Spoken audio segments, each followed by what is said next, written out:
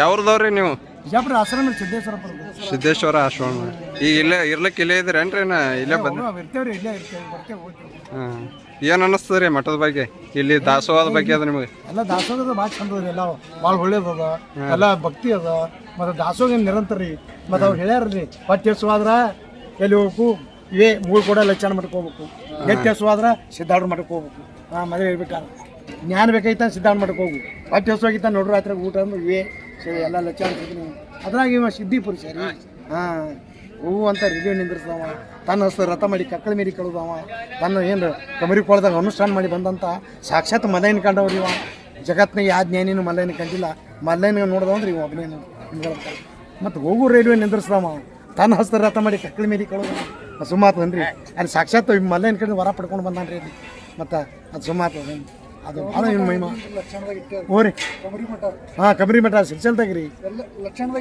ಮತ್ತು ಅಲ್ಲಿ ಅನುಷ್ಠಾನ ಮಾಡಿದ್ದೇ ಇಲ್ಲಿ ಬಂದದ್ರಿ. ಅದು ಕಬರಿ ಮಠ ಅಂದ್ರೆ ಯಾವುದು? ಕಬರಿ ಕೊಳದಾಗ ಅದು 7 ಸಪ್ತ ಅದಾವ್ರಿ. 7. 1ನೇದಕ್ಕೆ ಚೇಳ, 2ನೇದಕ್ಕೆ ಹಾವ, 3ನೇದಕ್ಕೆ ಹುಲಿ, 4ನೇ ಶಿವ, 5ನೇದಕ್ಕೆ ಆನಿ, 6ನೇದು ಜಂಗಲ್ನ ಪ್ರಾಣಿ, 7ನೇ ಸಿರ್ಸಲ್ ಮಲ್ಲಯ್ಯನ ಜ್ಯೋತಿ. ಅಷ್ಟೆಲ್ಲ ದಾಟಿ ಹೋಗ್ರಿ ಇವ. ಹಾಂ, ಮತ್ತು ಕಮರಿ ಕೊಳಕ್ಕೆ ಹೋದವ್ರು ಯಾರು ಹೊಳಿ ಬಂದಿಲ್ಲ.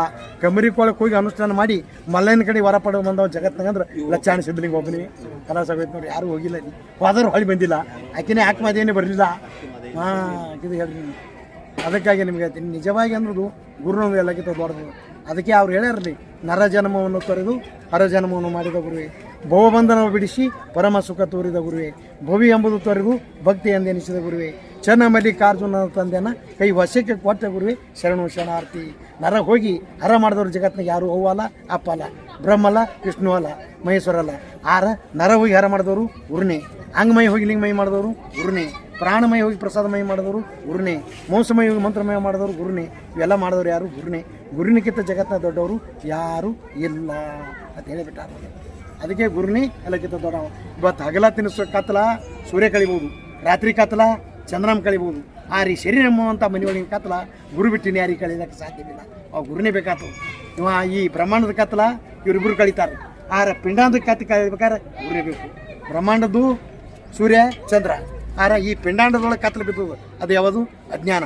ಆ ಅಜ್ಞಾನ ಎಂಬುವಂಥ ಕತ್ತಲನ್ನು ಹೊಡೆದೋಡಿಸಿ ಸುಜ್ಞಾನ ಎಂಬುವಂಥ ಬೆಳಕು ಕೊಡೋರು ಜಗತ್ತಿನಾಗ ಯಾರಪ್ಪ ಅಂದ್ರೆ ಗುರುನೇ. ಅವನು ಯಾರು? ಇಂಥ ಲಚ್ಚಾಣದ ಸಿದ್ಧಲಿಂಗ. ಹಾಂ, ಇಂಥ ಗುರು ಬೇಕು ನೋಡ್ರಿ ಸರ್. ಯಾಕೆ ಇವನ ಮಹಿಮಾ ದೊಡ್ಡದಿಲ್ಲ ಅಂತಂದ್ರೆ ನಾವು ಅವನ ಮಹಿಮಾ ನೋಡಿದ್ರೆ ಏನು ಕಣ್ಣಿಗೆ ಅವನು ಕಾಣಿಸಲ್ಲ, ಒಳಗೆ ಗುಪ್ತದ್ರಿ.